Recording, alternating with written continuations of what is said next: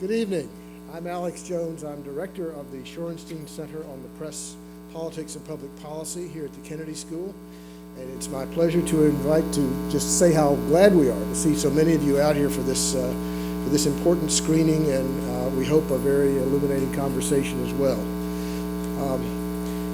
All of us, I suspect, in this room, certainly I was riveted by the ordeal of Daniel Pearl a few years ago.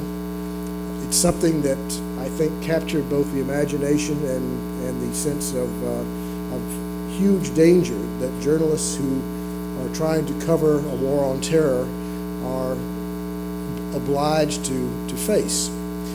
The person who narrated the film and who is one of the stalwarts in this coverage of the war on terror is Christiane Amanpour. I had the pleasure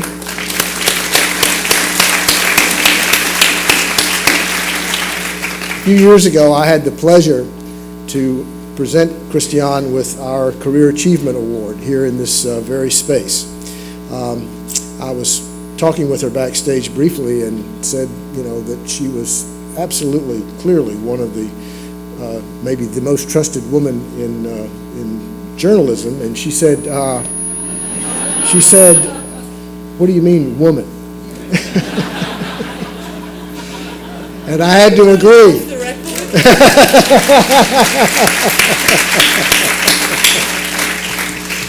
She is, as I know you know, indefatigable, remarkably also the mother of a 6-year-old, and she is someone who seems to be everywhere where there is a great deal of danger and trouble. She is someone who, of course, has been recognized by Emmy Awards and Peabody Awards and so forth. But I think the thing genuinely, sincerely, that has been her greatest reward is the fact that she is so trusted. She is someone who I think the world trusts to tell what's going on and try to tell it with as much both candor and sensitivity as it's possible to be told. She is the narrator, as I said, of the film you're about to see, and it's my pleasure both to welcome her and to turn the program over to the most trusted person.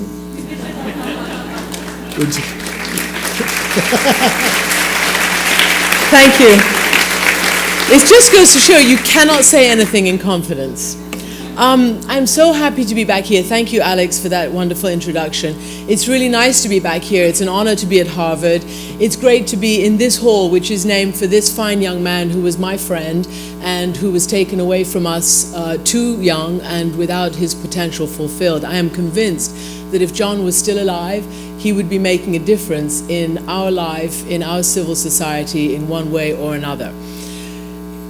Ahmad Jamal made this film. I was honored to be asked to narrate it, and he has made a tremendous, tremendous film.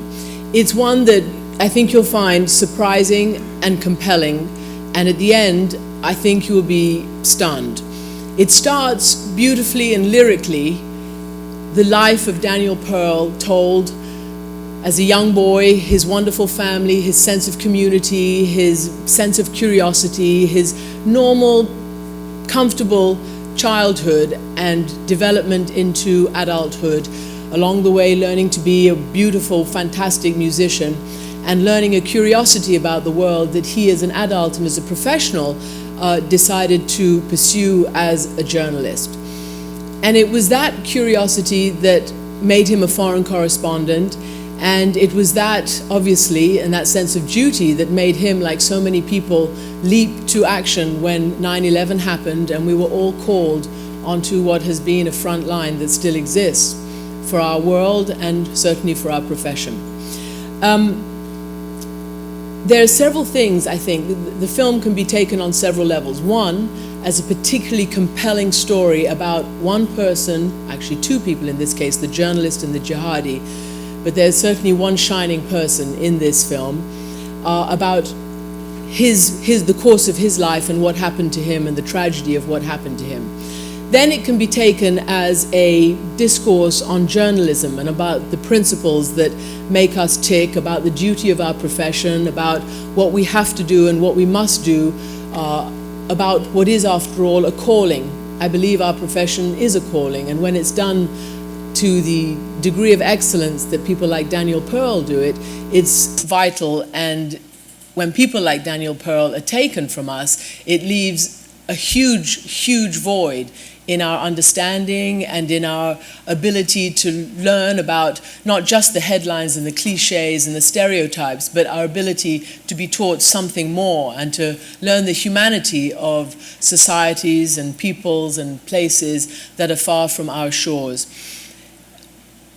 It is also the story, though, of what I believe is the central dilemma of our time. My generation has to fight this extremism and this virulent radicalism that has become a reality. Who really thought, even several years ago, just before 9/11, that Islam would become the hottest topic of our age right now? And how do we compete, not with Islam, but with extremism and violence? How do we compete in that war of ideas? How do we win this psychological war? Because it's not just a hot war. It's a war of ideology, a war of ideas, a war in which the moderate, sensible center has to be able to come up with some kind of answer to what's happening on the extreme fringes. And I think that, to me, is really the lesson of what happened to Daniel Pearl, because what happened to him was the first of its kind. I don't remember such a violent end coming to a journalist before Daniel Pearl, but certainly it has happened since. Civilians, whether they be diplomats, aid workers, others in Iraq, for instance, and journalists have been brutalized in the years since 9/11 and its new reality that we inhabit. And we hoped that perhaps his death could be a starting point for something new, could help us come together maybe to help build bridges, to help seek a way out of this tragic dilemma that we find ourselves in as a global community.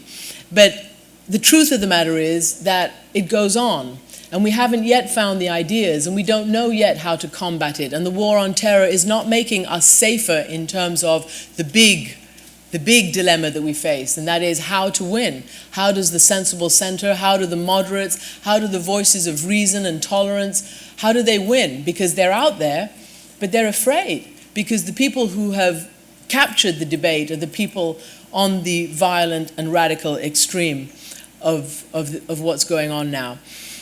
And lastly, what I think it does is talk about the vital necessity in today's society and today's world of pure and simple information, of information. We need to remember that while our corporations, who own most of our news organizations, are retreating from foreign news because it costs too much, or because they think people don't care, or they think, people don't want to know about what goes on beyond their shores, the truth of the matter is it's never been more vital. It's never been more vital to know exactly who is out there, to know what is the enemy, to know what we have to confront, to know how we have to grow to meet it, and to know just the difference between Hezbollah, Hamas, Iran, Iraq. I know I'm talking in a rarefied atmosphere here, and you all know that difference, and you know much more than maybe many of your contemporaries. But there's so many people in America who don't know, and who don't have access because we're not giving it to them anymore. And I think we really need to. And you'd be surprised at how much people know about you and about this society and about every little thing about the government, the way the economy, the science, all the things that make America tick and make the West tick.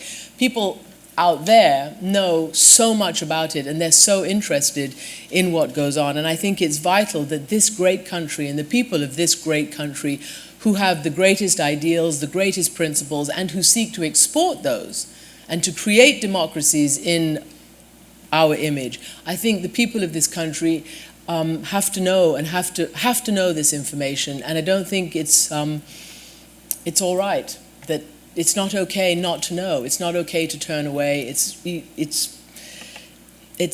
not dignified, and it's not the right thing for this country. And I think that this film hopefully once it gets a wide airing, may serve perhaps to sort of concentrate people's minds again on the business at hand, and that is the dedication of many in this profession to go out and tell the story in pursuit of the truth, without partisan politics, without an agenda, and to try and tell as close as possible to the unvarnished truth, to try to do factual, fact-based reporting, and to report without fear nor favor some of the most challenging situations, crises, realities of our time and our civilization. And I believe that our civilization depends on knowing what's going out there, understanding what's going on out there, and somehow figuring out how to meet this incredible challenge. And so I think we're going to start the film now. And it's Ahmad Jamal's film, and I'm delighted to be part of it and delighted to be back at Harvard.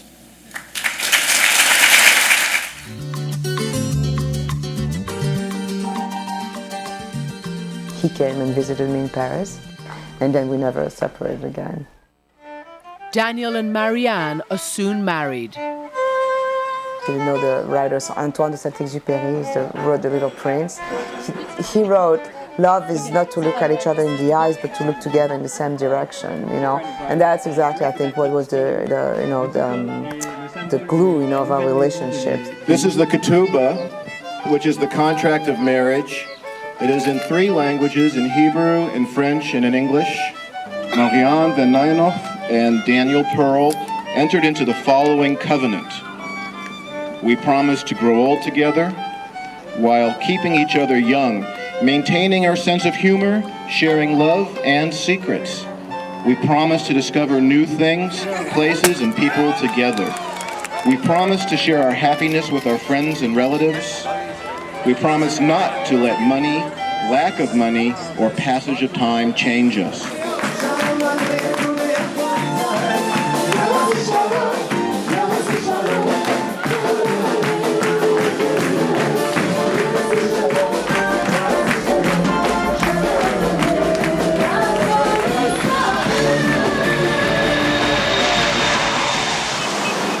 By that time, Pakistan had thousands of journalists. They had at least 2,000 journalists. They were all trying to get into Afghanistan.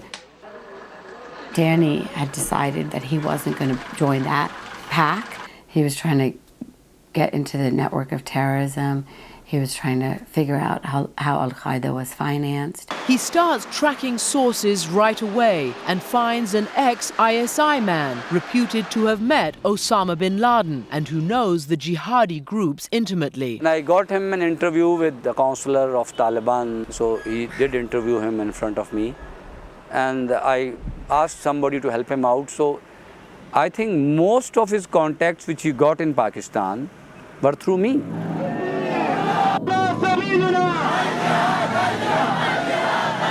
Daniel begins exploring possible links between Pakistan and the financing of terrorist groups.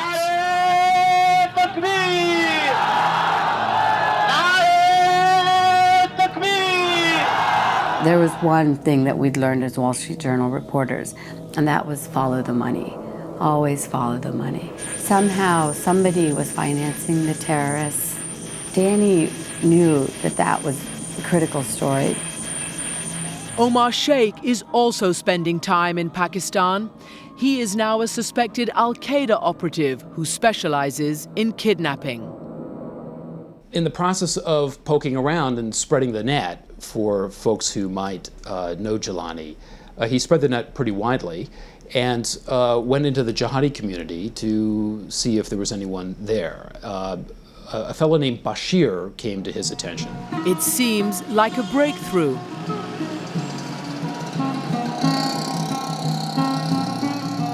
A meeting occurred in Rawalpindi in a hotel, and Danny interviewed this person, you know, supposedly a disciple of Sheikh Jilani. Bashir, he doesn't have a beard. He's wearing jeans.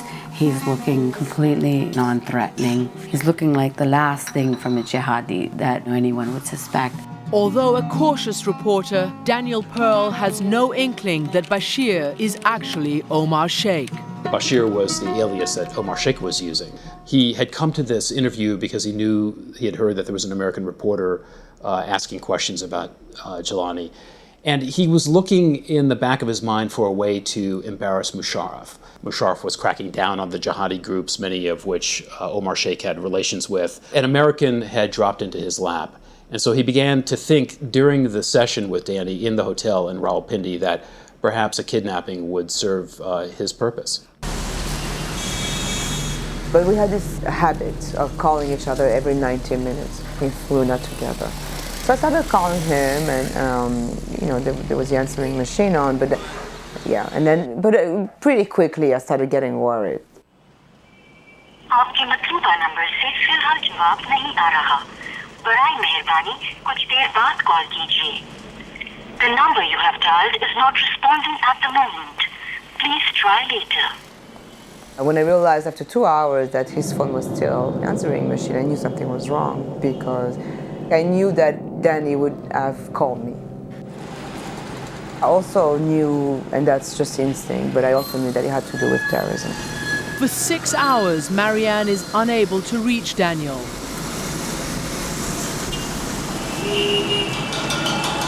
I had a dream the night that Danny was kidnapped. And the dream was that he was in some kind of a troubled situation. He felt like he's going to die. It was a nightmare that I never experienced before. It was the first time that I had such a foreboding nightmare about Danny. And I ran to the computer and I sent him an email asking him, describing the situation. And I wrote in parentheses, terrorist, and I asked him to answer the email. The dream was very likely at the moment that he realized that he was kidnapped. It was 7:20 in the morning in Los Angeles, and it was 8:20 in the evening in Karachi. Of course, he never got that email.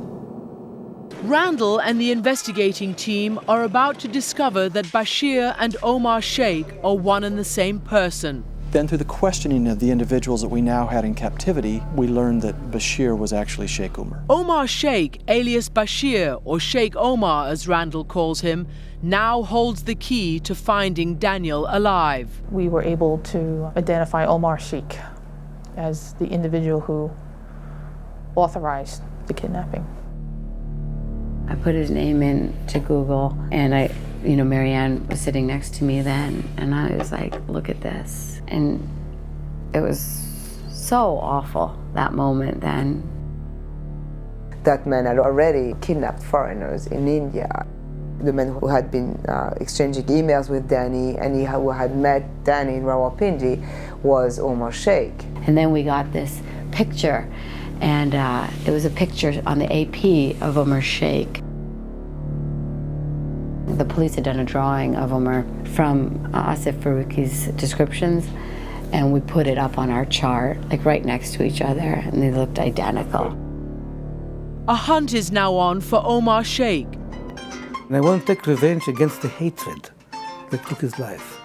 I don't direct it against people, I direct it against the hate, and I direct it against the ideology that allowed this hate to ferment to such magnitudes. After Daniel's death, there was a public display of remorse. Marianne receives hundreds of letters of condolence from around the world, and some of the most moving are from Muslims in Pakistan. As a Pakistani, I am ashamed of being one today. His unborn son will come into this world hating us. I have no words to say how sorry I am for what happened to Danny. My heart goes out for your family. And I'll console myself knowing he is happy up there with his creator and looking down and smiling and longing to see his beautiful unborn son.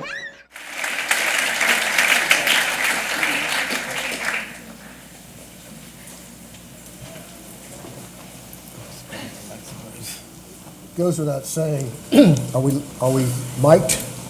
It goes without saying that this is a very emotionally powerful film, and one whose message is complex.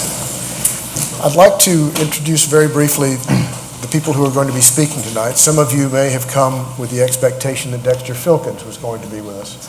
He was going to be with us, and he would have been with us, except for a family emergency which forced him to leave Cambridge. He is the correspondent for the New York Times who is quite familiar with Pakistan, has covered this story in Afghanistan, in Iraq with great distinction, and is a Nieman Fellow this year.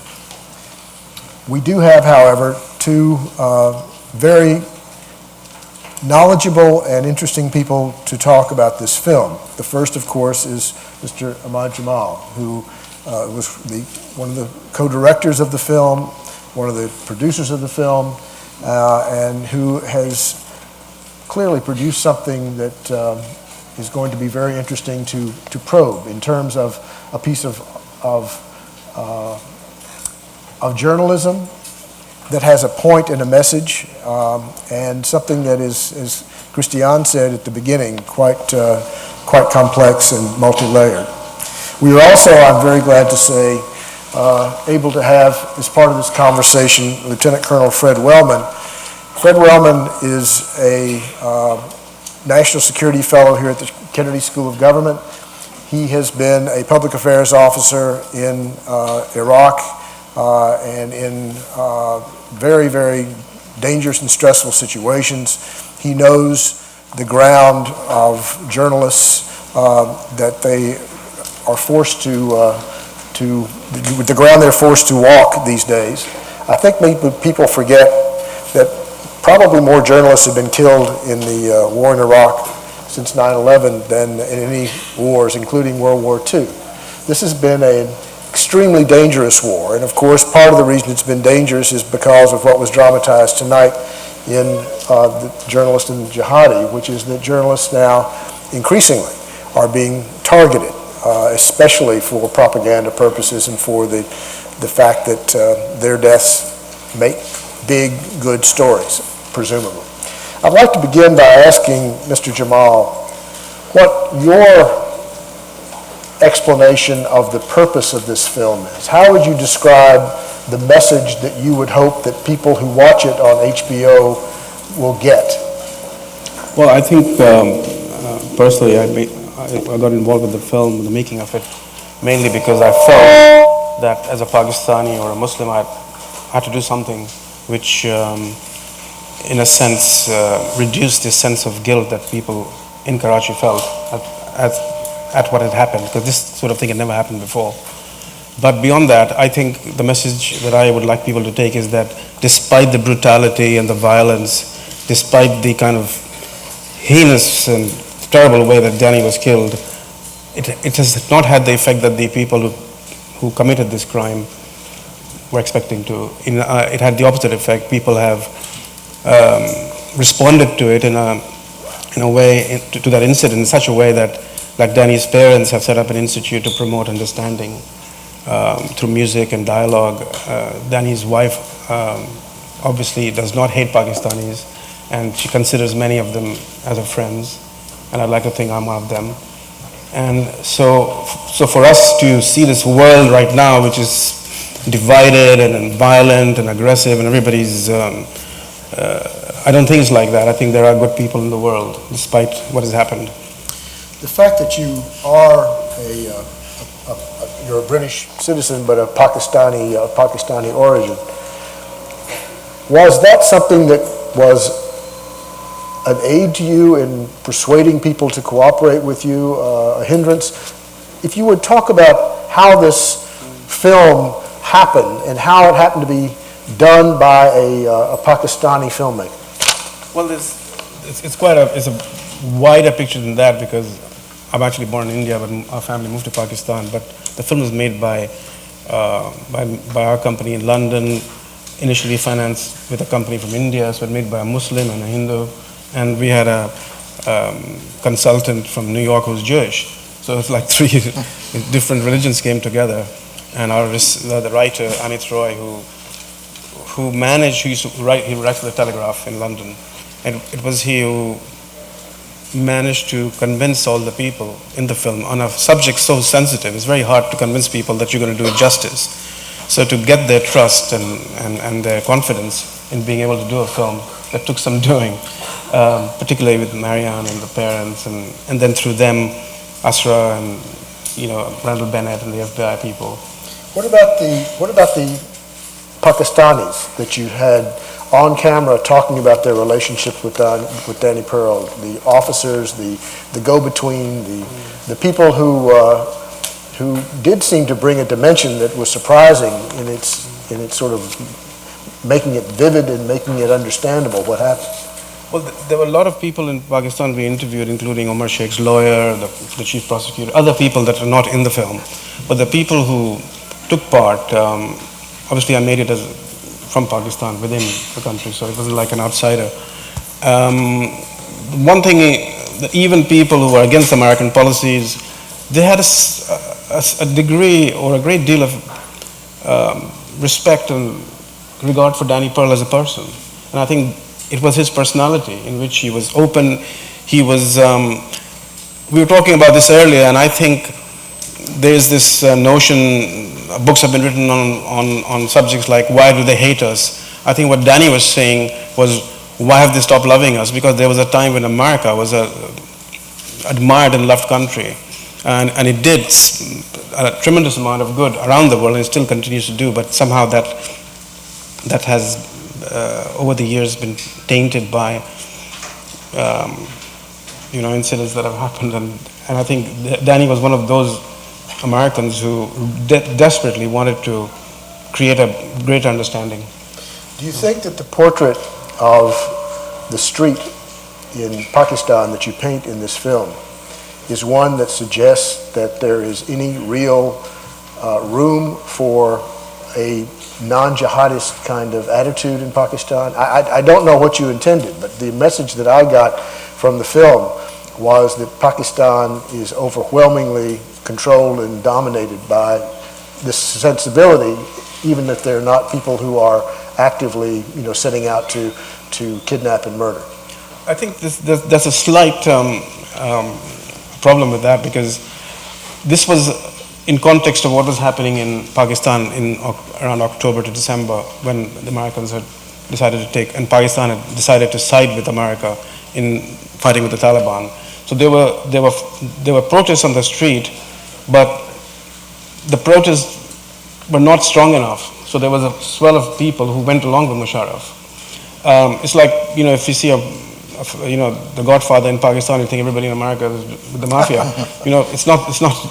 Films sometimes don't convey the whole picture, and I think, and I know Pakistan quite well, and I think most people are.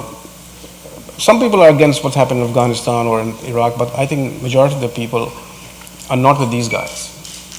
One of the things that, of course, has been in the news recently is Musharraf's statements about the threats that he felt that he was given by the State Department.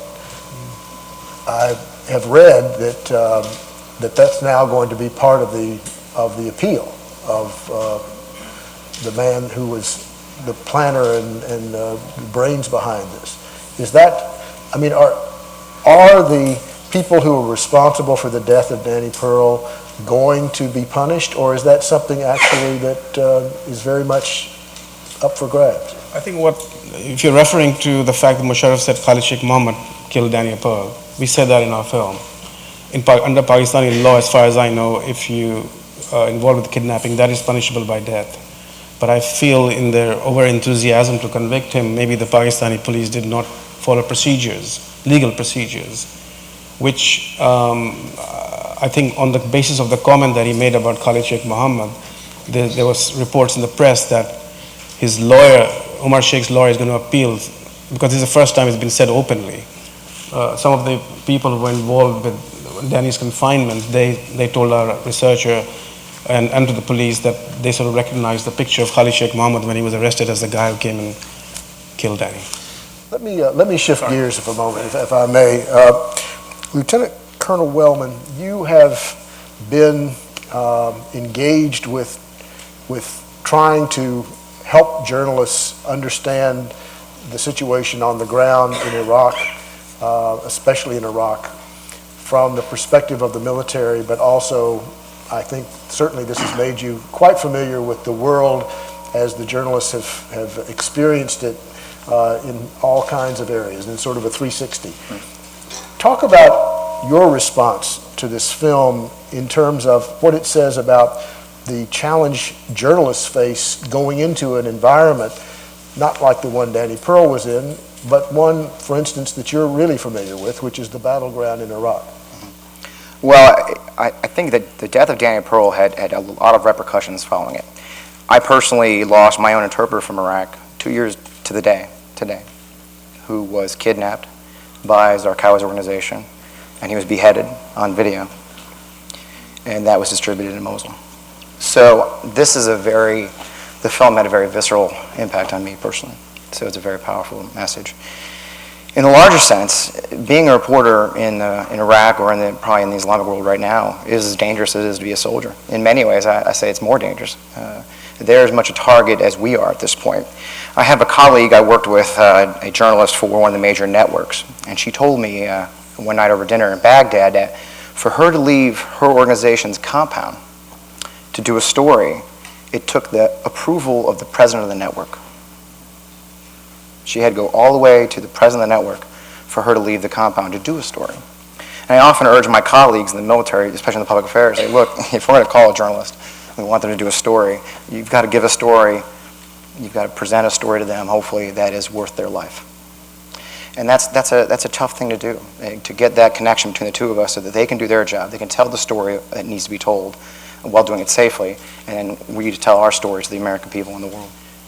How did the Danny Pearl murder affect the way journalists went about doing stories in this kind of place? I noticed that Danny Pearl was portrayed as a cautious journalist, but some things shocked me. For instance, I was surprised that he didn't leave more detail about where he was going, who he had been in touch with, how this all had sort of come about. If nothing else, the sort of crumbs that would, if something did go wrong, help bring back. That he was by himself, that he had no bodyguard, he had no... was this at a time before journalists were perceived to be in such danger? Absolutely. I can't speak for my journalist colleagues, but from working with them, I know that there was even a period at the beginning in the Iraq War where many reporters were freelancing. They would go about the battlefield on their own. And I remember convoys of journalists arriving at our gate saying, "Hi, I'd like to do a story." Like, "Where'd you come from?" And they just drove right up. That has changed dramatically in the last 3 years when they've become a target. Of course, Jill Carroll, when you're Shorenstein Fellows, is a perfect example. She was seen as a viable way to send the message of jihad and to send the message of what they were trying to accomplish. So I think there was a certain bit of, I wouldn't say naivete, a certain bit of innocence at that time, that journalists as neutral professionals weren't targets. I mean, in Bosnia and other places, they painted TV. I mean, big letters on their vehicles, and it sort of protected them like a Red Cross in many ways, because both sides saw the opportunity to tell their story, so they were off limits, and that's changed dramatically. Now, the people who are doing these things, they see the journalist as a way to send a larger message, and that's changed the way to report these stories. I mean, again, I have the utmost sympathy for my colleagues in the journalism field. It's extremely difficult for them to truly tell the story they need to tell in a safe manner and to get that story to them. So are we, as people over here consuming news, getting the story? I think that what they're trying to do, that's where you've seen the proliferation now in Iraq, especially of a larger network of local journalists. If you look very carefully now, you'll see much of the reporting from Iraq and around the world is from local journalists. There are AP reporters that are hiring as stringers, and many of them are now professionals, every bit as professional as their colleagues from the West. And unfortunately, many of our Western colleagues simply are not able to venture out. They have to report from the compound. They have to be stuck in that environment. For them to travel, I mean, I've seen journalist convoys 4 security vehicles wide, in addition to their own armored vehicles they're traveling in. I mean, every bit as powerful as the diplomats that I work with or my own general. So it's really a dramatic change. I mean, and that's quick. I mean, just since 2002. And that is the biggest difference I've seen. So it really is a challenge to the journalists. And again, to me and my colleagues, how do we work in this environment? How do we still get the story? How do we get the truth told effectively? And it's not an easy answer. There's no easy answers. And the even larger question of how does one find a way out of this morass of such a bitter clash that seems to have no resolution that is in sight? I just don't know. Again, with my own experience, I'm not sure how you do. I mean, these people that conduct these things, that if you think about it, the ability to lay a man down And these are not quick acts. It's not a quick act. It's extremely brutal.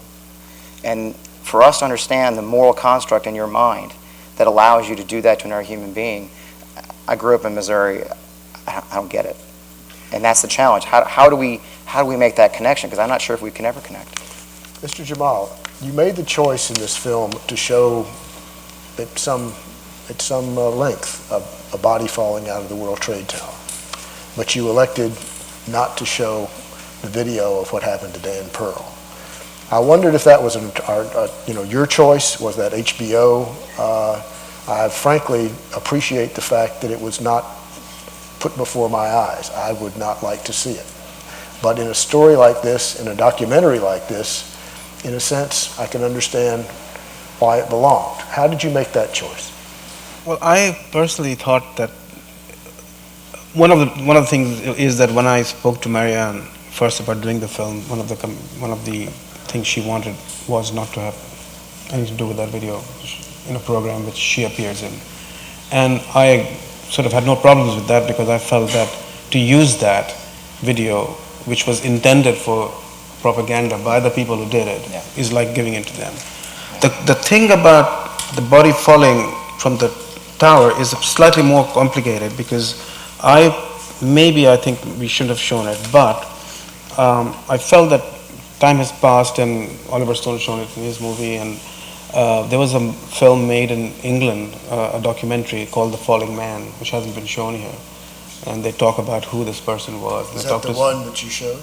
Is that the same individual? Yeah, I think the same person. So I felt, it's the horror of the thing. People need to be reminded around the world, because you can see a building burning and you don't feel the same sensation. And perhaps we made a mistake today. We should have warned people that we're showing that. And I think there should be a disclaimer, perhaps on HBO, that there is this. It would be a shame if that becomes a distraction from the real point of this film, which is Dan Pearl, what he represented. And as far as I'm concerned, what the larger sort of sense of the environment that journalists are reporting in. Let me invite you to go to the microphones here, there, and over here. We have a few minutes for questions. If some of you have questions for Mr. Jamal or Colonel Wellman. I'm sorry? Or for yourself. Or for me. Yes, if you would identify yourself, and if you would please make it in the form of a question. Hi, I'm Charles Dusugun. I'm an MPA student here at the Kennedy School. A quick question for you. Have you attracted any messages of hate or strong disapproval from people in Pakistan for the movie that you've made? Well, I haven't shown yet anywhere, so I don't know what's going to happen. Okay. That happen. But I think a lot of people want something like this to be made. I think when you make a film or have news, we only see a very small part of that society or that culture. It's not. When I go back, people have parties, people live like here, and they have try and have a normal life. One of the guys in the film once told me, he said, "Look, these jihadis, they're on the fringe. They're not guys you meet in the street. I mean, there's political marches and all that at that time, but by and large, the guys who commit these crimes, who kidnap, I think they're on the fringes. They're like part of political crime involved with that. It's not just a kind of ideological thing. I think it was with Khalid Sheikh Mohammed, because he was Al Qaeda and his sort of guy, like Zarqawi did the same thing. The problem with and the power of terrorism is that it's so efficient. It doesn't take more than being on the fringe to terrify. That's the real power of it. Yes, ma'am. Hi, I'm a freshman at the college, and I had a question for Mr. Jamal. I was wondering, what was your original motivator? What made you decide to do this documentary? And also, how long was the research process to gather all the information? How long have you been working on it? I think I touched on it a little bit earlier, but one of the things was that I was actually following the story of Umar Sheikh for a little while. We did a proposal to do a film about him when he was involved with the kidnapping in India in 1999 or 2000 or something like that, Channel 4 in the UK, and people were not that interested in those kind of subjects anymore. It's only after 9/11 that suddenly there was more interest in what was happening around the world, what kind of ideologies were being developed. And also because it happened in Karachi, I felt that, the fact that the guy I was trying to make a film on had been involved with the murder of Daniel Pearl, which happened pretty close to my parents' live, that sort of pushed me along to do something, a film, so that I can feel, as a person of Pakistani origin, that we are making some statement. Do you feel that you're in any personal danger in Pakistan? No, I don't think so. I think if there's any danger, it'll be from the state rather than from anybody.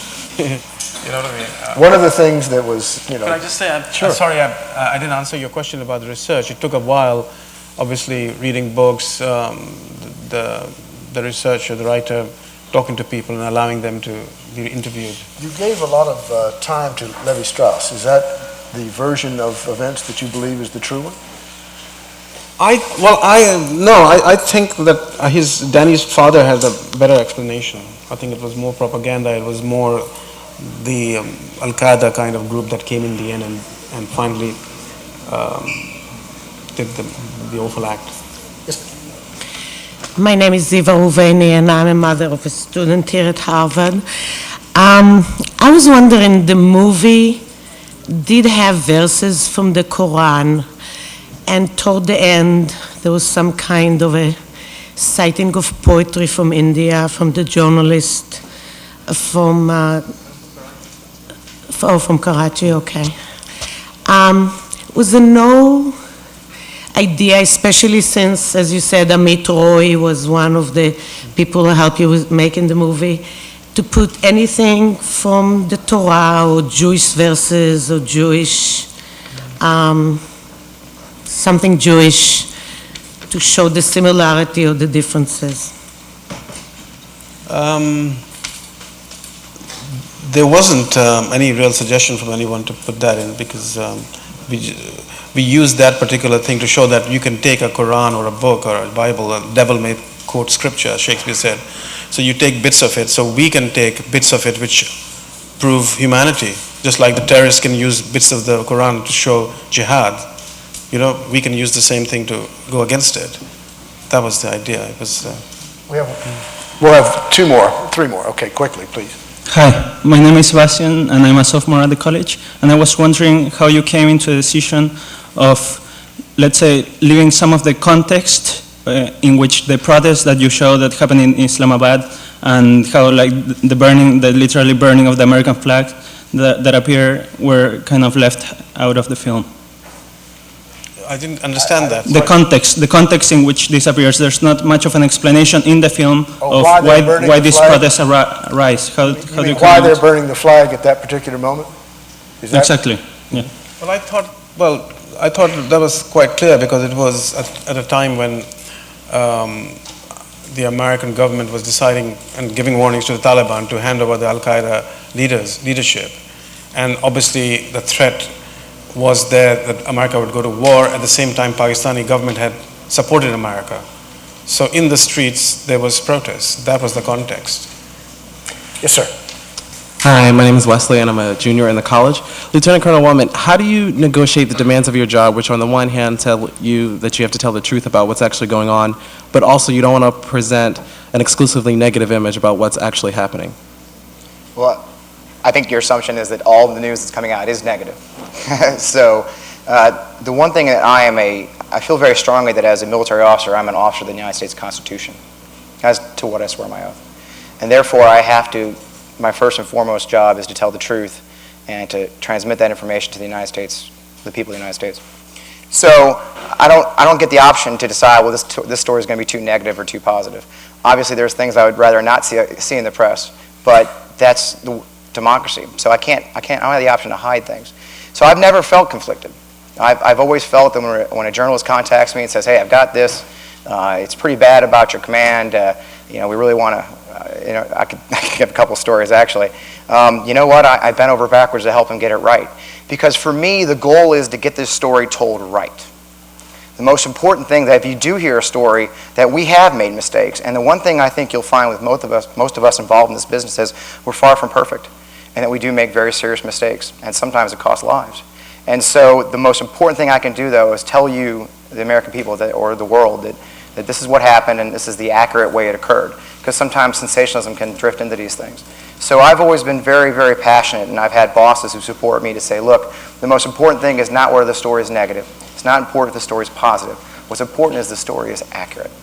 So that's how I do my job, and I take it obviously very seriously. And I will say, as a former public affairs officer myself, which I was, that is the ideal, but it's not necessarily the way it always is. Because I think that, in fairness, military wants positive stories.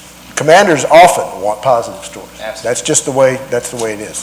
So I think that the wonderful thing about Lieutenant Colonel Wellman is that he is striking a tone and an attitude about journalism that is the proper one, and is the one that was, in the long term, served the military the very best, at least so in my opinion.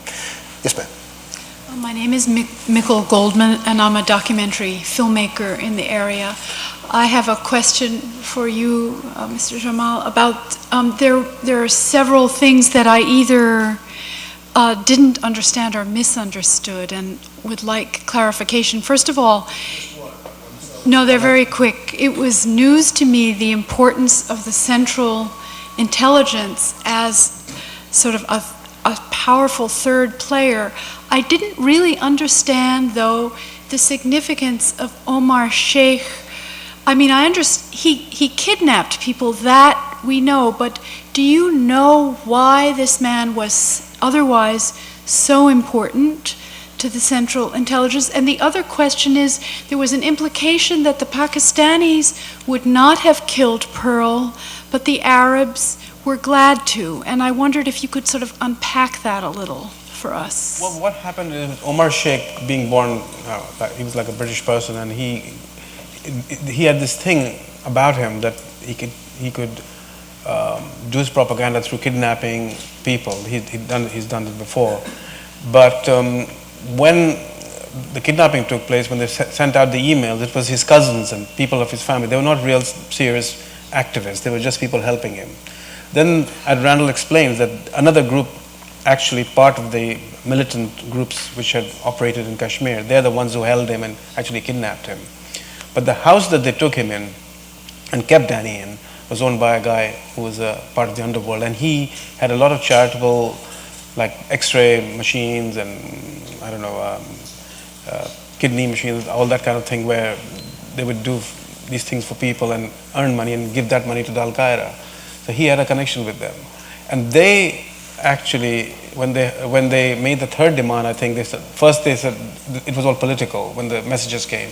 Then they felt that the world was closing in on them, so they made a demand for some money. And these guys sort of negotiated with the people holding Danny that, look, the Arab group was Khalid Sheikh Mohammed and the Al-Qaeda lot, that they'd heard about this kidnapping, and they said they'd use it for their propaganda. And this was the first American journalist or person to be killed in that manner. And because these guys had just seen a country that they had controlled, Afghanistan, and they had just lost control of it, they'd been kicked out. Many of them were in Pakistan at that time, in Karachi. And they said they'll use that for their terror work, which they would continue, like teach America a lesson, and secondly, embarrass Musharraf, as some people say in the film, that he could have toppled him. But that was their intention. Danny just happened to be the guy there, see. So you're not saying there's some qualitative difference between Pakistani jihadis and Arab jihadis? I'm not saying that, but I think it's not a thing that happened in Pakistan. This is kind of a tribal thing from the Arab world where people are beheaded in that way. I think that kind of terrorist act has not happened.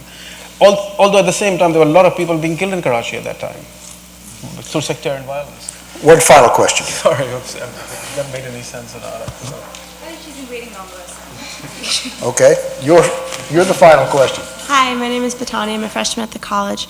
And I was wondering with respect to the research and the filmmaking aspect and your work with the government organizations such as the FBI and the various police organizations, were you able, how was that work with the organizations if you were able to access a lot of information, or from the, basically from the investigation, if a lot of it was classified and you felt you had gaps and holes in your knowledge, and how that timeline went and how that worked with your film?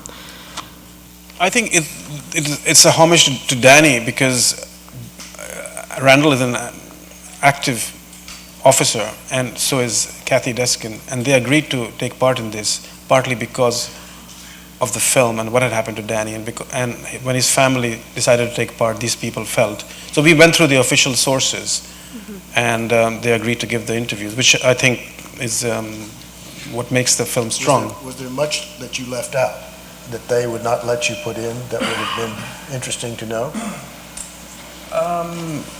No, I think when we interviewed Randall Bennett particularly, we were being filmed while we were filming him, and there was a panel of 5 people listening to what he was saying.